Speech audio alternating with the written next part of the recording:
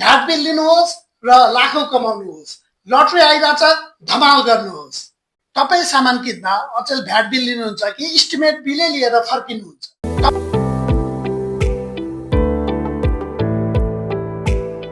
Hello everyone, नमस्ते सबैलाई।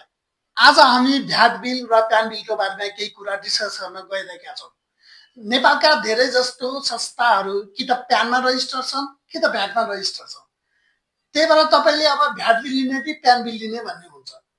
त्यो थाहा पाउनको लागि सरकारले के भनेको छ भने जो भ्याटमा रजिस्टर छन् उनीहरूले आफ्नो पसलको अगाडिपट्टि एउटा भ्याट रजिस्ट्रेसन सर्टिफिकेट टाँसेर राख्नुपर्ने हुन्छ। त्यही भएर हामी जस्तो नर्मल जनतालाई थाहा हुन्छ कि यो पसल त भ्याट रजिस्टर हो, हामीले भ्याट बिल लिनुपर्छ।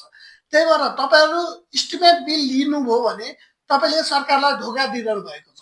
के गरी इस्टिमेट बिल तपाईँको फाइनल कर बिल होइन, त्यो भनेको तपाईँलाई यसो इस्टिमेट गरेको बिल मात्र हो।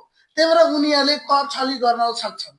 त्यही भएर आजदेखि भ्याट बिल लिने बानी बसाल्नुहोस् र सरकारलाई मद्दत गर्नुहोस्। यदि कुनै व्यवसायले भ्याट लिन्छ तर भ्याट इन्भोइस दिनलाई डराउँछ या भ्याट इन्भोइस दिनलाई अस्वीकार गर्छ भने त्यस्तो अवस्थामा सम्बन्धित निकायमा गएर गुनासो गर्न सक्नुहुन्छ। आजदेखि सामान वा सेवा खरिद गर्दा फेरि इस्टिमेट बिल होइन, भ्याट बिल लिने बानी बसाल्नु होला। यसले आफ्नो अधिकार पनि सुरक्षित गर्नु होला र देशको कर प्रणालीमा तपाईहरूले सहयोग पनि गर्नु होला।